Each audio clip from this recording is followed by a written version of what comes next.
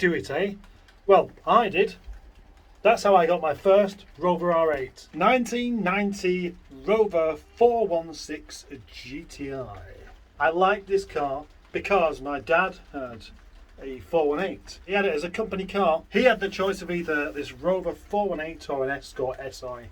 And it was fairly obvious which was the nicer car. And it made me want one a few years later, so I bought one. At the time, I could have bought a Citroen XM, but funnily enough, the dealer put me off and said, the engine's not very good in this, you're best off with a Rover. I think that's how he spoke as well. Yeah, car dealer called Miles, with his massive rubber spongy fingers, as I remember. As it goes, he was correct though.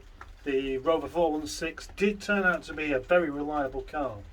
But it did take me quite a long time before I got to like it. It revved all the way up to just over 7,000 RPM. I didn't realise that that's what you had to do with it to make it go, because the car I had before this was a 2.2 Renault, which seemed really punchy, and this Rover didn't. It was only when maybe I was annoyed or something, I don't know, I just thrashed it and thought, wait, that's quite good actually. Yes, I like that. I like that. Hey you, I like this. Full grey leather seats, pretend leather bits on the door cards, and 4 electric windows, electric sunroof, aircon that wasn't gassed up. In fact, it didn't even have a belt on it, come to think of it. Anyway, for some bizarre reason, the salesman managed to talk me into having the car on finance, saying, just keep your money, just pay for the car like this, it's much easier. Obviously, yeah, no, I didn't realise just how much he was going to be pocketing out of the finance deal. And at the age of 27, I was a bit more stupid. Yeah, so I did it. I went on finance. And it wasn't just any old finance, this was a proper APR heavy deal. But I was sold on the idea of keeping the money in my pocket. And the loan company, for some reason, said they didn't receive their first payment. But I had all the evidence that I had done. But it didn't stop a man from ringing me up while I was out at work one night, trying to sell double glazing, calling me up and saying, you've got to bring the car back, it's not been paid for. And if you don't, we'll report it as stolen. Yeah, quite a heavy threat that, especially as I could prove that I'd already paid for this car.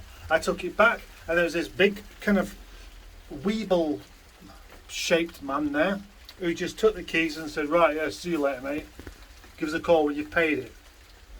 The next day I phoned up this particular finance company and said, why has this happened or anything? He said, oh yeah, sorry, it's a bit of a mix up. Just phone up Peter, whatever he's called, and he'll bring it back round for you. So I did do. He said, yeah, I'll drop it off for you, just sort us out with a few beers for doing you a favour. What a tool. I mean, seriously, what a tool. And then when he turned up, my 3/4 of a tank of petrol was down to about a quarter, and it was full of litter, full of empty cans and crisp packets and stuff like that. Yeah, some of these companies of the 90s were particularly unscrupulous. I'm very pleased that these days these loan companies can't get away with this kind of thing. Anyway, back to the car. Yeah, now I didn't really warm to this car particularly, not for a very long time, because I didn't really like the way you had to thrash it to make it go, and it was a clicky drive shafts as well, which is actually pretty bad for a 6-year-old car. And yeah, the clutch was slipping all the time. But it had 125,000 miles, which is quite a lot. And during the 3 years or so that I owned this car, it never once let me down. And I used to thrash it, really thrash it. I didn't look after it.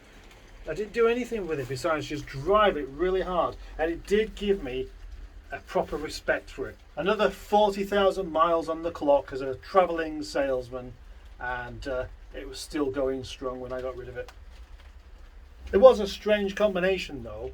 Leather seats that were particularly slippery, and a really peaky Honda engine, and a soft suspension. The R8 with the right suspension is a very, very good handling car, but this one, no, I didn't really get that impression at all.